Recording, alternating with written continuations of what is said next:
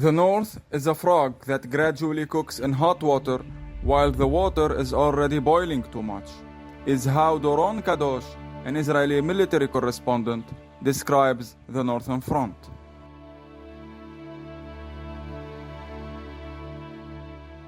In reality, the description truly fits the situation as it is perceived from here in South Lebanon.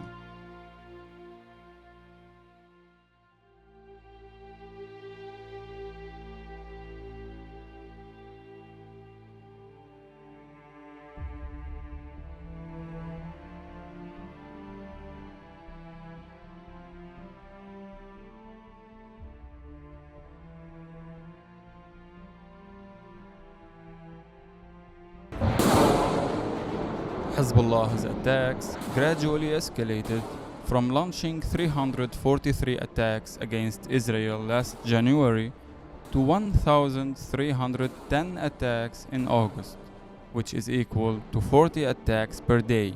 This amounts to an increase of 20% compared to the month of July.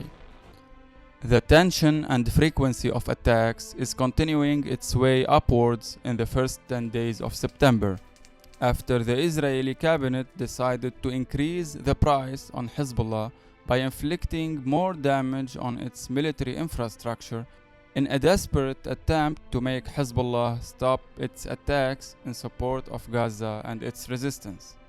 Hezbollah has clearly elevated the level of precautions taken by its fighters and commanders after the assassination of its top military commander Fuad Shukr 40 days ago. This was reflected by the decrease of the number of Hezbollah fighters and commanders martyred in action or assassinated by drones last month. For example, 115 strikes and attacks were carried out by the Israeli army in one day in June the 4th, but 0 Hezbollah members were harmed. The Israelis went to attack fighters and assassinate commanders from other factions of the resistance, from Hamas and the PLO to the Lebanese Amal movement and others. Also, the Israeli army increased its systematic attacks against Lebanese civilians, first response teams, medics, and civil defense workers. Just today, 3 firefighters had their funeral processions in South Lebanon. They were deliberately attacked by drones while they were trying to extinguish the fire caused by Israeli strikes on a valley near the town of Froun on the borders of the Litani River. Last week, an old woman in the town of Kabricha was also murdered by an Israeli strike, with her husband and daughter injured. The same week, 2 young civilians from Naqoura, one of whom is affiliated with the UNIFIL forces and works for them in the border area, and the other is his cousin, were brutally murdered by a precision strike on their car near their village.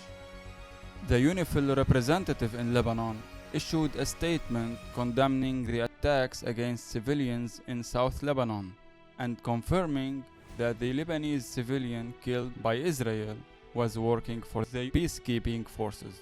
These attacks show how far Israeli intelligence is from achieving its alleged information dominance on the battlefield. On the other side, Hezbollah is increasing its attacks on military positions and bases in the north of Occupied Palestine. Burkan missiles and swarms of drones are the main weapons used to inflict unbearable damage to the Israelis. Every member of the cabinet and most politicians talked about being depleted of justifications in front of Israeli settlers, asking why Israel stands powerless in front of Hezbollah, admitting that all Israeli army attacks since October the 7th were ineffective in deterring Hezbollah from increasing by 4 times its attacks until now.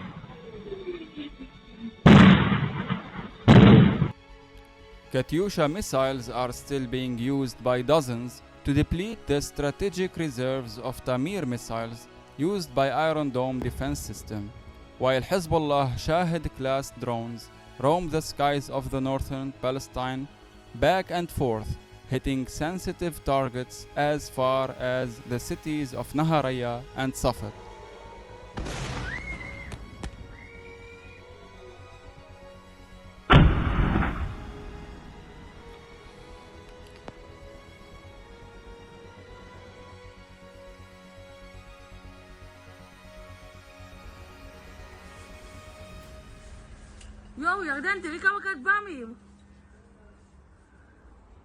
In addition, in many cases this week, Hezbollah managed to fire air defense missiles against Israeli drones and even fighter jets, challenging Israeli air superiority over Lebanon.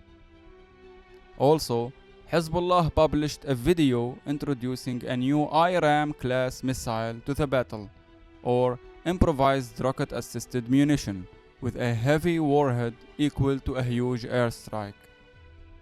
The missile destroyed an area with a diameter of 150 meters at least in the Israeli base of Branit. The shockwave of the explosion shook the Israeli settlements in the north.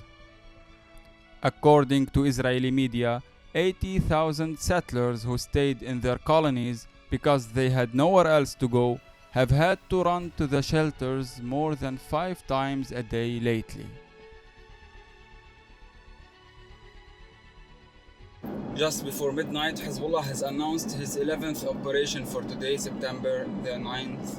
And since the response to the attack against Dahya and the assassination of Commander Fuad Shukr, the response in which Hezbollah attacked the main headquarters of the Israeli military intelligence near Tel Aviv, and we are almost 2 to 3 weeks after the response, and still Israel has failed to provide any evidence that the headquarters is still intact or no missile hit the headquarters like Hezbollah confirmed. The escalation for now is obvious on the borders.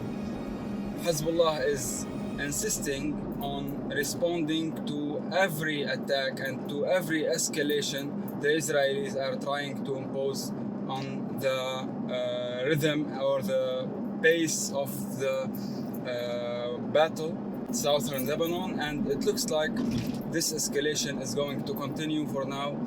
This was Hadi Hotait. I'm returning from South Lebanon on September 9th.